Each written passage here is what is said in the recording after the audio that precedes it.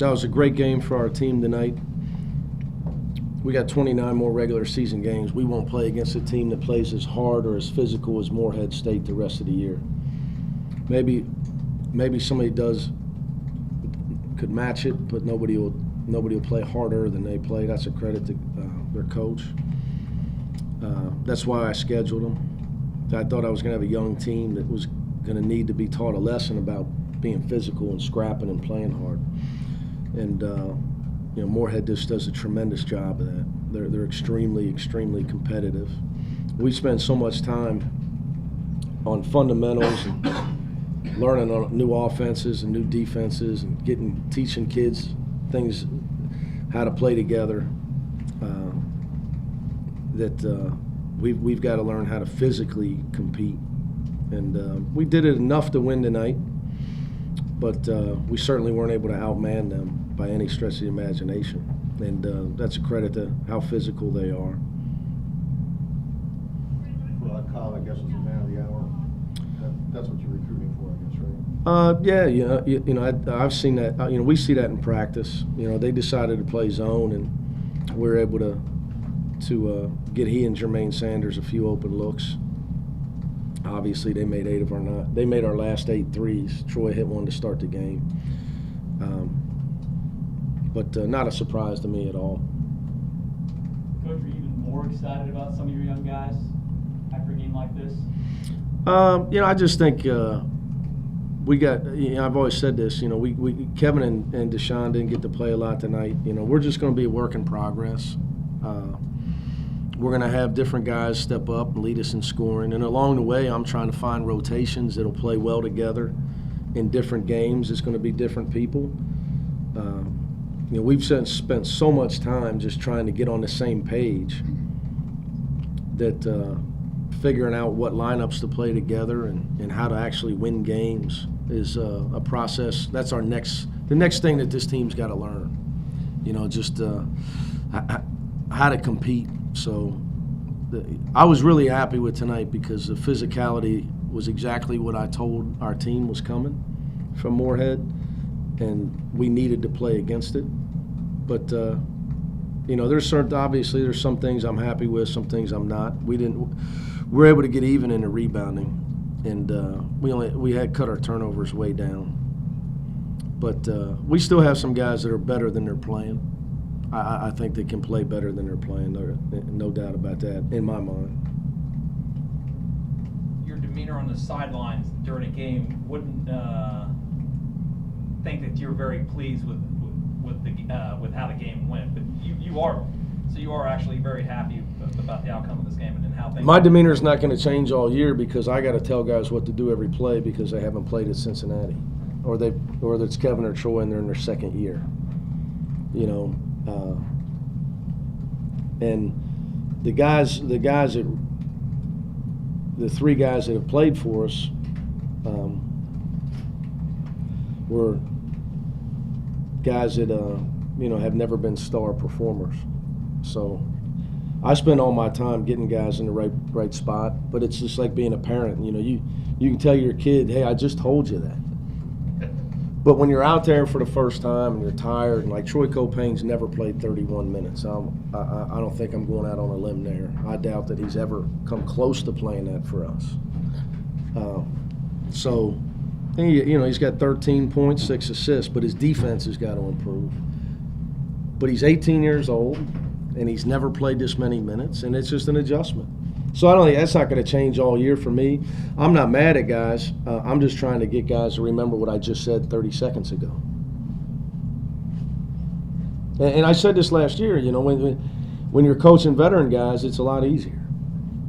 It's a lot easier on your voice. It's a lot tougher when it's just not second nature to guys. It takes a while to turn a guy into Justin Jackson. But fortunately, our junior college guys, Octavius and Farad, are ready to play right away. I think that's the key to our season, to really answer your question.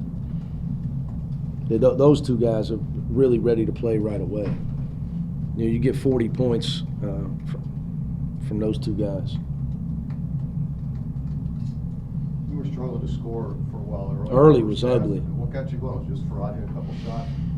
You know, I just think that it's just the comfort level. You know, we got too many guys looking to run the offense and nobody looking at the rim. Now, Octavius will if we can get it to him.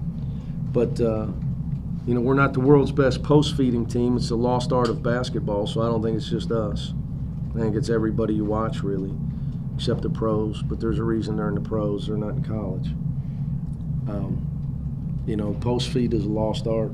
I just think we start the game, we got too many guys looking around for SK, and he not walking in. You know, where Farad's not. You know, that's why you come off the bench with the lineup you see is because I think if we do struggle offensively, I can come in with some guys that, like, you know, Kevin Johnson, who hasn't shown it yet, is a confident offensive player. Farad obviously is. Quadri Moore is. Jermaine Sanders can make shots.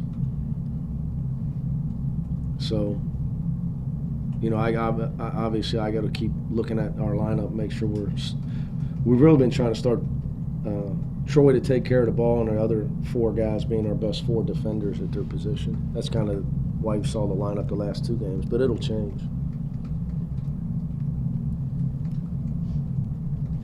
Farad was kind of a guy that not a lot of people looked at. Coach Sabino just kind of get a tip and then. Well, I told Darren during the year last year that we got to make sure we can score next year. And he, you know, not just he, obviously, all three of the guys. And we were searching around all spring to bring somebody in that could play offense. And Darren was a big, you know, I tell you, it's funny.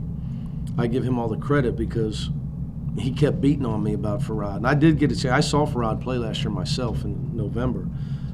But Darren kept beating on me about Farad. And finally I realized it sounded eerily like when I was beating on Bob Huggins about Steve Logan. That, you know, he's little, he's really little, he's really little. He's not being heavily recruited, but boy, he can really play offense. And you looked at him, he didn't turn the ball over. He didn't turn it over in junior college, and he could really make shots. I think that, you know, some guys get under-recruited because of their lack of size, but they can play basketball. So I give Darren all the credit because he never gave up. He did a great job recruiting Farad, and he never gave up pounding on me about it. Did he have to trick you like you tricked Bob? No, he didn't have to trick me. But I did trick Coach Huggins. But he didn't have to trick me. I think after we lost to Harvard and we scored 50-something points, I told him go sign Farad. Octavius, good first half. He just kind of get a little, because it seemed like every time They were awfully physical with him. You know, him. it was ridiculous out there tonight. But that's what I wanted. I thought it was exactly what the doctor ordered because, you know, you're sitting there trying to tell guys, hey man, that ain't a foul in a real game. That's not a foul. It's a bloodbath out here. You know, the battle for position. See, we have a bunch of new guys and young guys. We don't block out like that in practice. So, you know, we worked really hard on beating blockouts, and we were able to get, Shaq got 2, Tay got 3, Gary, you know, we got 12 offensive, where the last game we got 7.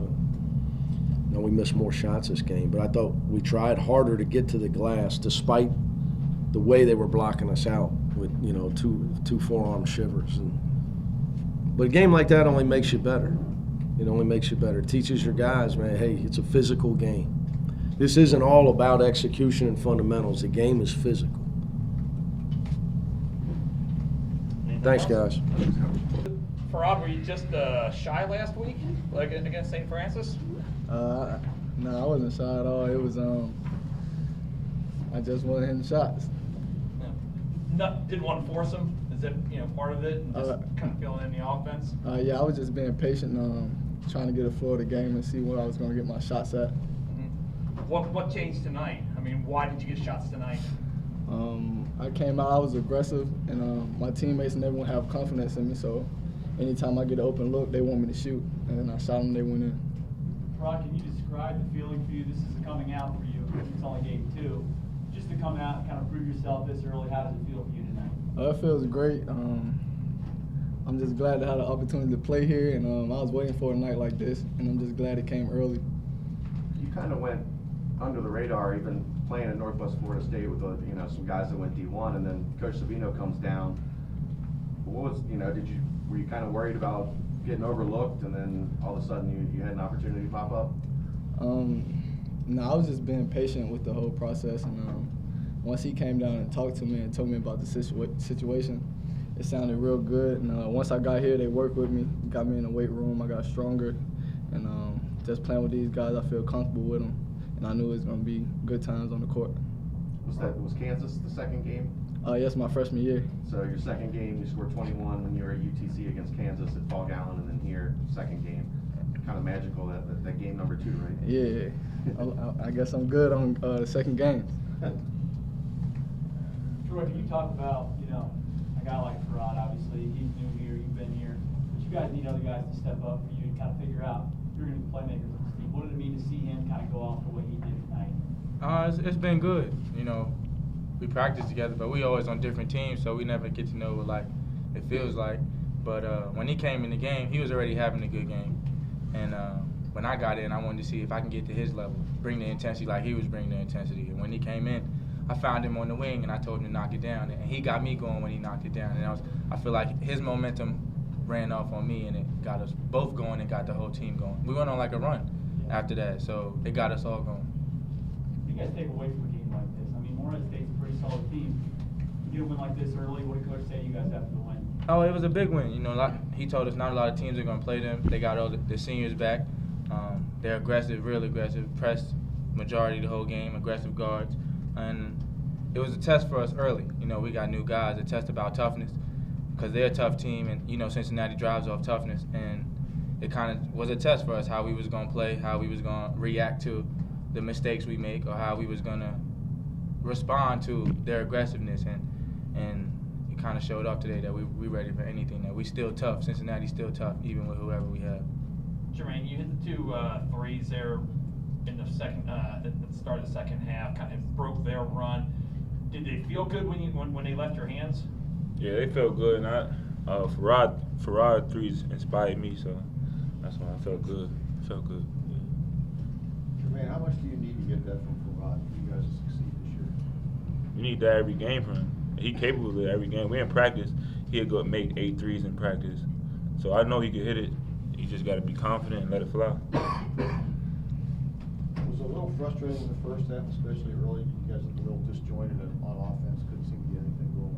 What was going on there? Their team, they was aggressive coming out the gate. They play hard. They kind of play like us, sped us up. They denied the basketball on the wings, so we had to adjust and slow us down. We was running too fast. We was moving too fast. We had to slow down throughout the game.